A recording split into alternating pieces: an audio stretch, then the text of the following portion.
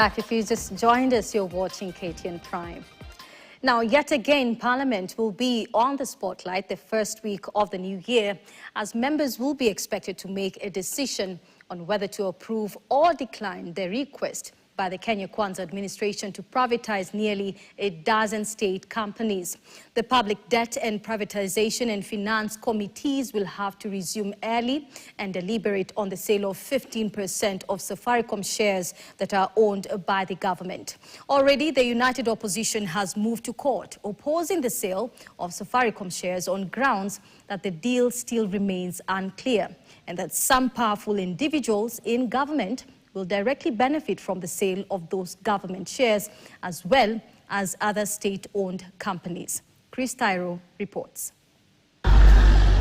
As the year comes to an end, the reputation of the 13th Parliament remains at stake as members of the public continue to accuse the legislators of undermining their own oversight role and eroding public trust.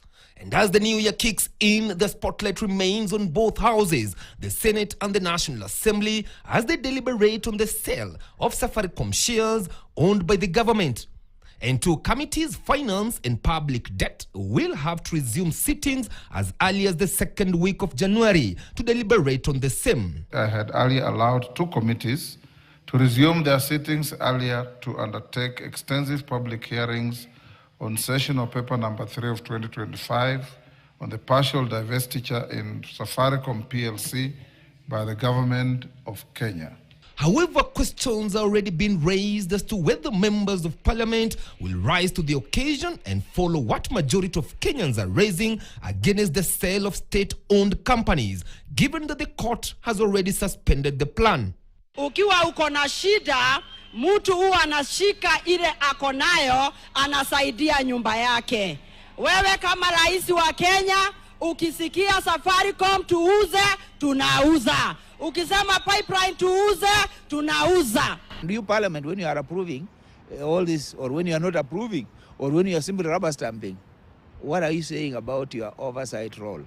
What are you saying about your ability to hold this government to account, or your legislative power? How are you using it? The opposition has already moved to court challenging the sale of state-owned companies, with their argument being that such a decision should be subjected to a referendum due to strategic significance of the firms.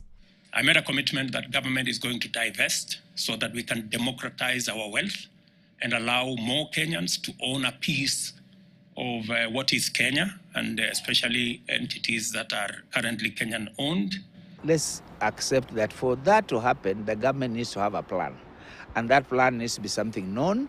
That plan needs to be something that we can back and we can interrogate and therefore know. For example, when you are selling Safaricom, why are you selling something that is working? And if you are selling it, where is the resource going to go? And how are you selling it? How transparent and how open is the process? We are looking for basics that we said in our Article 10 of our Constitution: transparency, accountability, openness. However, according to political analyst Martin Olo, all is not lost.